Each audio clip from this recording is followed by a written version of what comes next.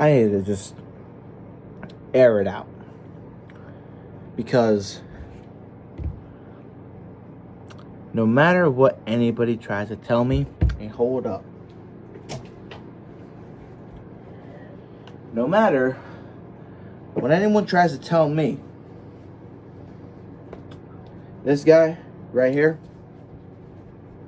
this man, now, I want to preface this before I put this on. I sat up here almost 5 years ago in this very spot. In this very spot in my bedroom, and I looked at a TV. It doesn't exist anymore. Right there on the counter. And I was talking shit about Howie Roseman picking Jalen Hurts in the second round of the draft back in 2020. Now, never did I think in 2020 that, especially after that season, that this Philadelphia Eagles team led by number 1 will go to 4 straight playoff appearances, a Super Bowl, 2 NFC Championship games, with the potential for another Super Bowl headed into this upcoming Sunday. Never in a million years did I think that this would happen. Now, I just want to say this one thing to everybody who complains about the numbers of Jalen Hurts' stats when it comes to throwing the football. Do y'all watch the games?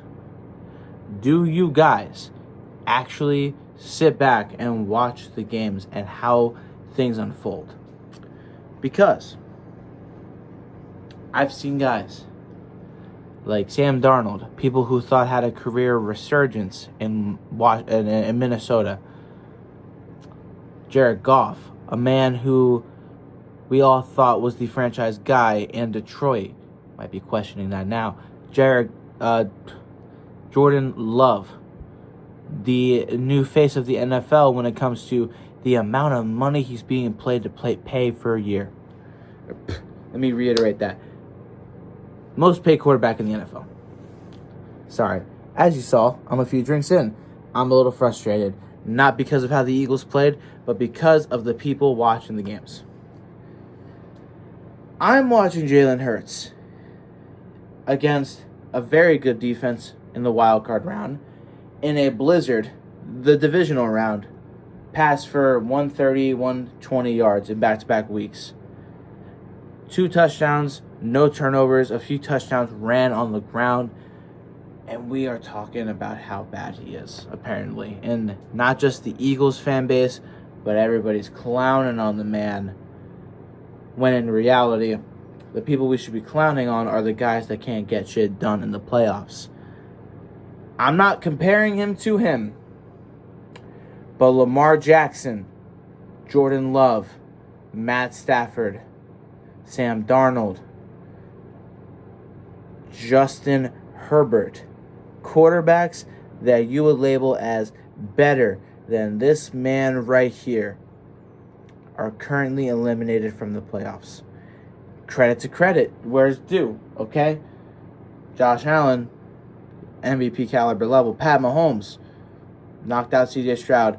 He's one of the best quarterbacks ever, right? Pat Mahomes is great. Jaden Daniels, my guy's a rookie, and I got nothing but respect for him. And again, to the Commander fans out there who might be watching this video, nothing against you guys. We're going to go at it on Sunday. This has nothing to do with you guys whatsoever. Mad respect for you guys because y'all make this shit interesting, okay? We knew we were going to be here. We didn't know you were going to be here. We knew the Bills and Chiefs were going to be here. You guys are the one wild card. Props for getting it done. No one wants to look at the things that happened leading to certain things when it comes to Jalen Hurts and his play. A.J. Brown dropped 2 passes that were hit him in the hands right in between the numbers. One of them could have been for 7. He dropped it. Mekhi Becton didn't have his greatest game tonight. Let a lot of free rushers come at Jalen Hurts. But anytime I saw Jalen Hurts take that sack that Mekhi Becton let, I saw, well, why doesn't Hurts throw the ball away? Why is he holding on to the ball for so long? My man, if he tries to throw the ball away, we are going to be seeing a fumble return for a touchdown on multiple occasions. Y'all trying to act like you know football when in reality you are just complaining to complain, and you hate this man for no reason when he's brought us nothing but success. It doesn't matter how he's brought it to us. He's been winning football games, and that's the fact of the matter. Realistically, you look at the way this team is constructed, it's the same team from 2022, the same team that had an explosive offense, the same team that was putting up 30-plus points a game. Couldn't stop anything when it came down to facing an actual team like the Kansas City Chiefs in the Super Bowl. Now we got a great defense, and the offense doesn't have to do nearly as much to keep up with those defenses or keep ahead of them. And yet Jalen Hurts catches all the slack.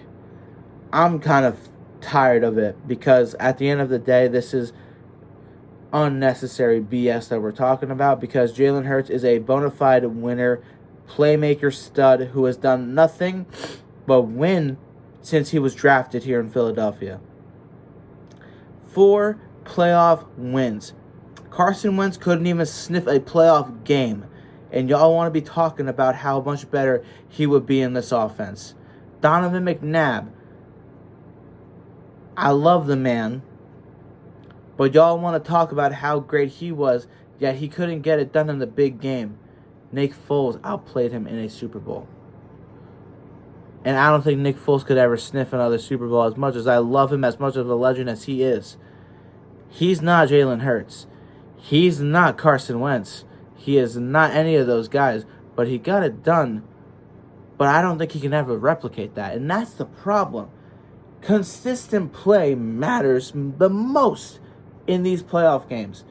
Do you really look at Patrick Mahomes against the Kansas City, with the Kansas City Chiefs against the Texans, and think that he's playing tremendously? He's not putting up stellar numbers, but they're doing enough to win the football game. So why does it matter if Jalen Hurts doesn't put up 250 and 3 touchdowns? Why does he have to outperform every single quarterback he plays when we're still winning the football game? When it comes to stats, that is. All y'all want to see is everything else that everybody else does because it looks cooler and it looks more explosive. Are they winning football games? Hell no, they're not. The Washington Commanders are about to learn next Sunday, because I'm sorry, I'm frustrated making this video because I don't know how many more times I have to say this. You don't need 300 plus 3 touchdowns to be a competitive team in this league. What do you need?